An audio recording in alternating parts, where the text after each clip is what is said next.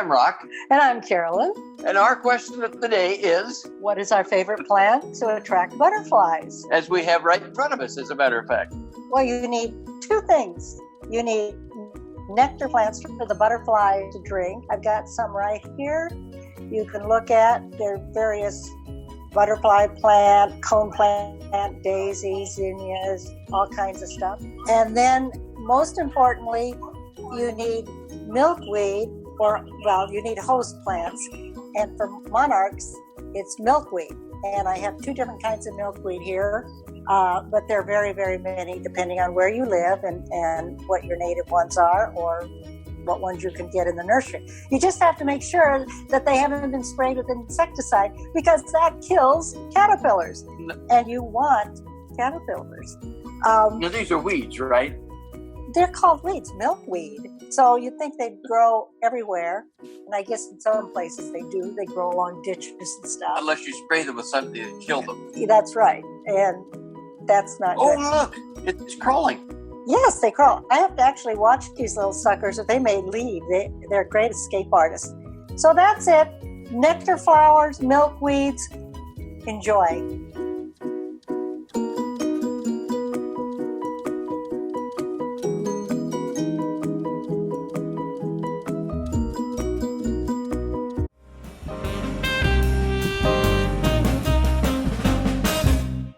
And we're ready to wish you a good day. Good morning.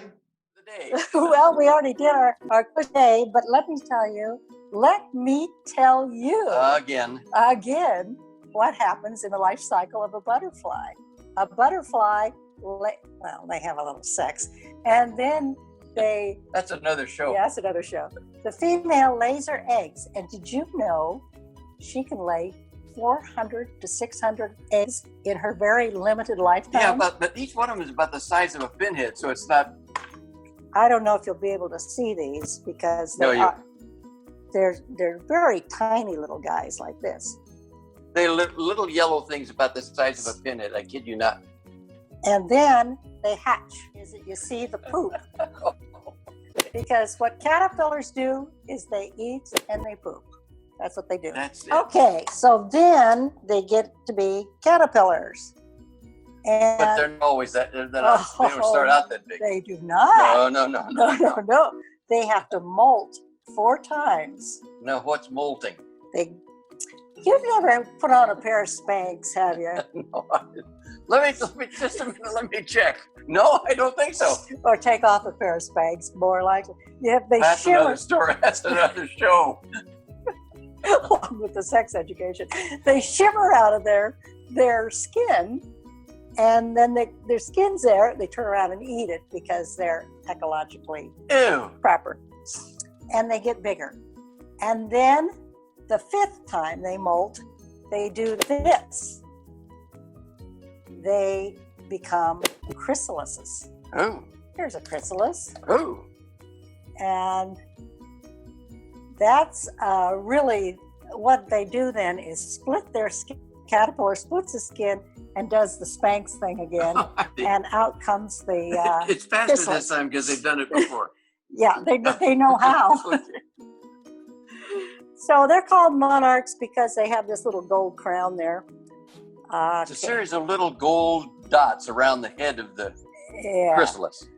So the next... Goodness, there's a lot to know. Yes.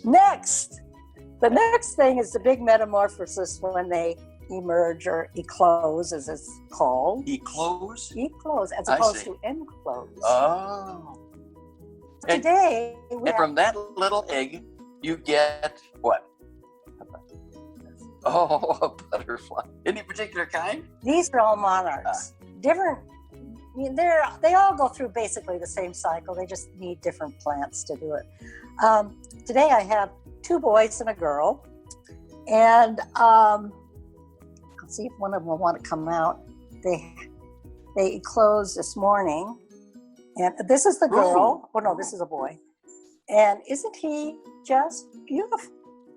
Yes, he is. Now you can tell he's a boy because. Well, I'll get out my. Excuse me. I'll get out my scientific pointer here. I remember. It's that large spot right there. Yeah, they have 2 black spots on their lower wings. Yeah. He's being very good. I expected him to take off. Well, he knows he's on camera. Yeah, right. He's been bitten by the Hollywood bug. Smile. Oh, there he goes. Well, he'll go to the window, and I'll put him outside in a little while. But we always let him go because our job in raising butterflies is to increase the population and to keep the species going. And he just is there a shortage of butterflies? Yeah. Yeah. Probably because there's not enough food. Not enough food because they keep building houses.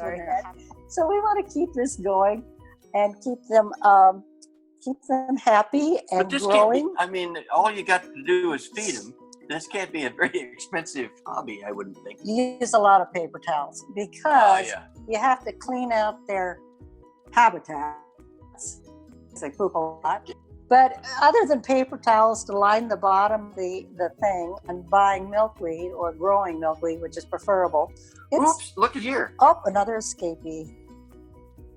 One What just are you doing? fell on. It's not too expensive. It's cheaper than raising horses or something. Yes. So this is just kind of in a nutshell. Because we could go into diseases and all that kind of stuff, but we're not going to. That's another show. You can find that Mr. Lund. If you Google Mr. Lund on Google, he is a wonderful explainer of all things butterflies and caterpillars. There are several Facebook pages dedicated to I will butterflies. look forward to that. Yeah. And one important thing I must tell you. There's always one more thing. One more thing. This is important because we're on the West Coast. People always say, well, when the migration happens. On the West Coast, our butterflies do not migrate. The East Coast butterflies all go to Mexico. Anything west of the Rockies, they hang out in California at the beaches or anywhere along the coast on the beaches, but they don't go to Mexico. On the East Coast, they all go to the Hamptons. No. They go to Mexico. Just a thought. Anyway, that's it. I'm Rock. I'm Carolyn. And we'll see you next time.